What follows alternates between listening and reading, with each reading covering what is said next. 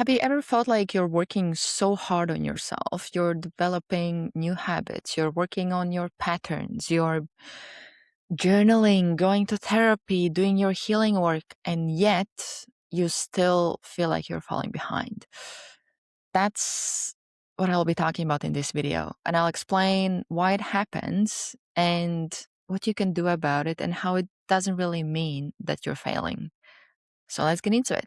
This actually is something that I would experience on a constant basis. For a very long time, I would go through this experience of doing a lot of self development work, and I would improve where I would become more aware. I would start to build better habits. I would see changes in my life, and I'll be taking actions that maybe previously would have felt not even just scary, but even impossible for me. Some actions that would feel like the version of me 5 years ago, she would not believe that I even did it or that it's a possibility that I would even entertain. And even though I would be developing, getting better, improving, the more it happened, the more I started to feel like I'm behind.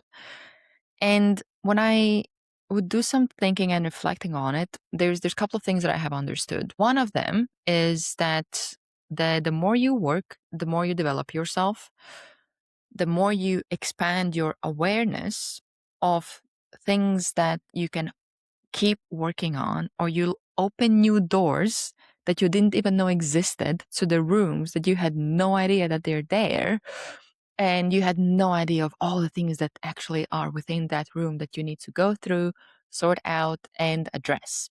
So one thing that happens with the self-development, working on yourself, healing and improving, is that the more work you do, the higher becomes your awareness. And with that expanded awareness, that's where you will start to see these things that before you had.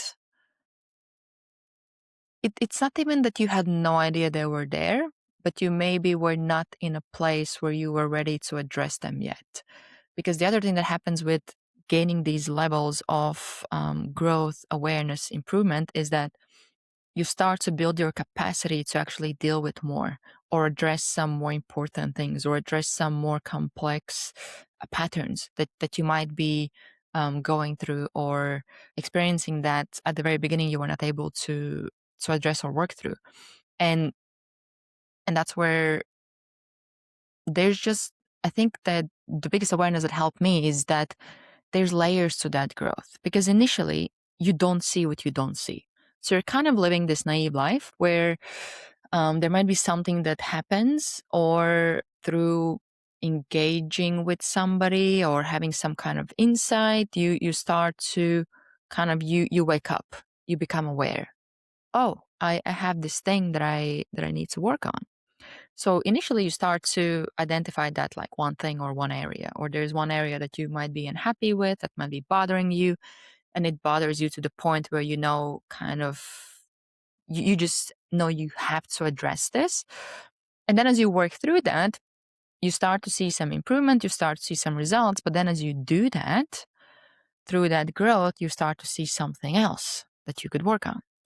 And with that, you start to see, oh, there's this thing that I need to work on. There's this thing. And it's kind of like at one point you enter this, I usually describe it as this overwhelm of hyper awareness, where you start to see everything that is wrong with you and that you need to work on.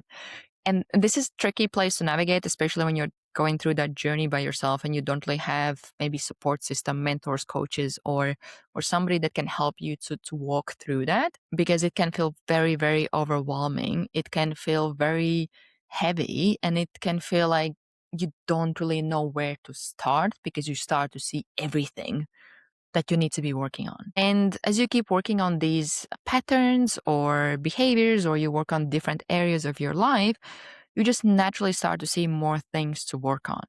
So it's not even that you're actually in reality falling behind. You're just more aware of more things that you need to be working on.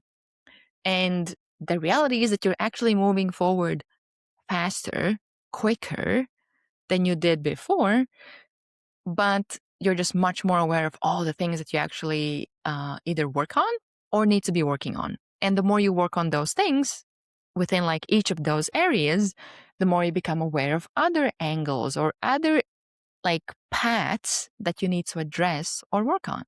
So that's why it can start to feel like you're behind, because you just become very aware.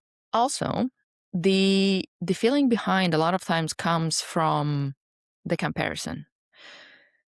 And there's different kinds of comparison. One of them that might seem like the most straightforward one is comparison with others.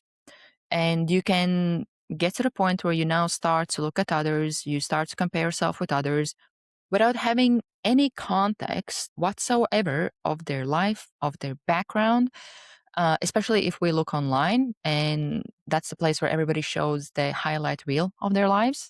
So they don't really show you their reality, at least majority of the people, where you might start to compare yourself with somebody else or somebody else's kind of perfect projection of their life that they put out there, that can start to make you feel like you're doing something wrong, or you're being behind, or you might not be moving at the pace that you should be moving at. But also with this, you don't really know the other person's starting point. For some people, it might be that they have this healthy mindset or healthy background, or they haven't had as much maybe like traumatic experiences or things that would kind of make their foundation crooked. So for them, a lot of times when it comes to doing whatever is the aspiration, whatever is the thing that they want to do, address, or work on, they might actually have much less friction or much less kind of these inner resistance or inner fight that they might need to overcome. They might just have less of that internal garbage to clean out. And if you're somebody who has background with a lot of like bad experiences or pain or hurt, and you didn't really have this like healthy foundation where you feel stable, and you don't have to go through this push and pull the whole time, it will be harder to be on that path, because it's not just you having to take the steps to improve in that area.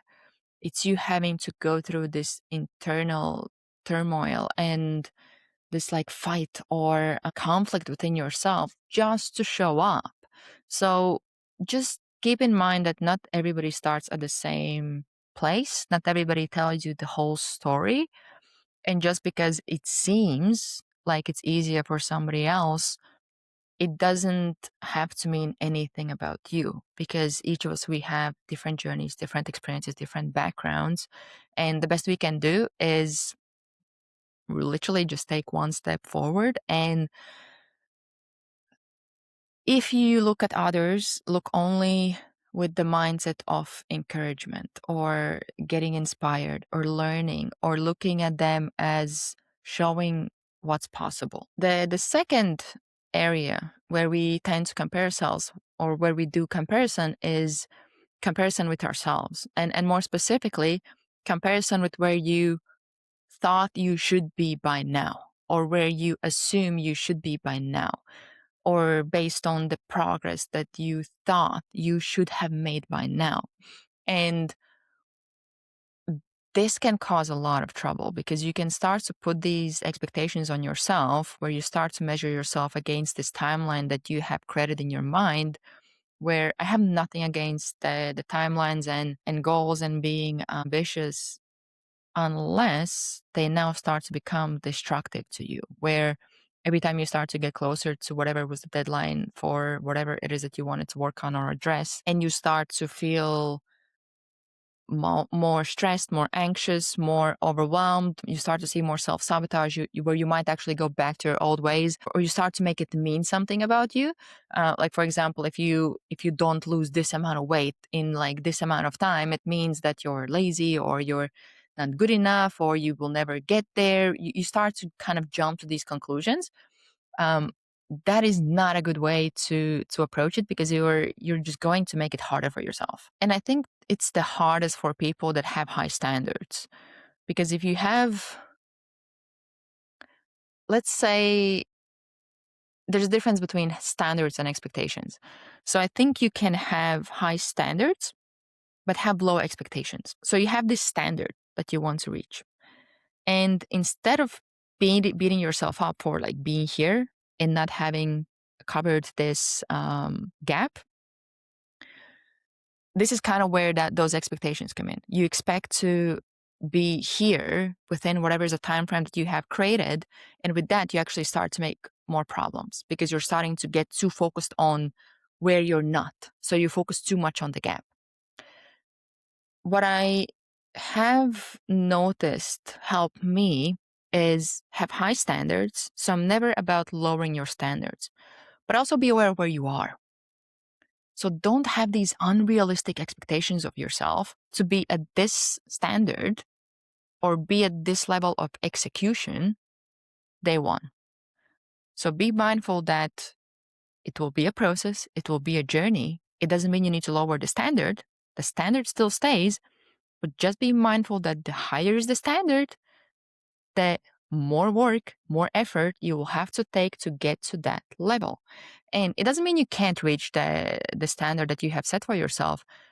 Just don't be too self-critical about not meeting the standard within whatever timeline that you have set for yourself, and make sure that you give yourself grace and you stay patient and you keep taking steps towards it, and you feel and you keep reassessing what is working, what is not working. Am I moving towards the goal? Am I just setting this high standard so I can beat myself up for not meeting it? So I fulfill this.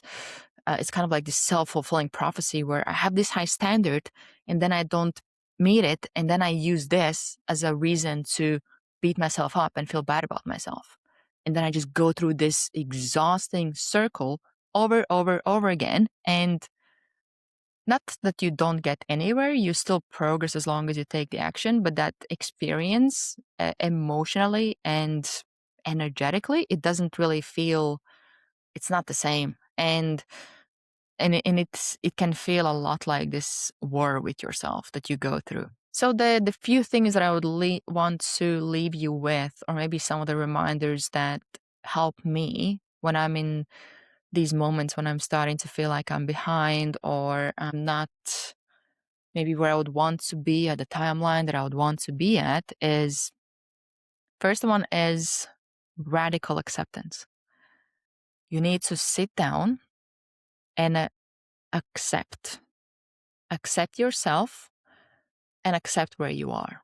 And if there's some things you can't accept, try to think about what is it that I can't accept about this. Because until you accept it, you can't really take responsibility for it. And you need to be able to take responsibility. Even if it's not your fault for where you are or what was your starting point, it's still your responsibility to work through the things that you need to work through so that you can get to the point or the standard that you would want to be at.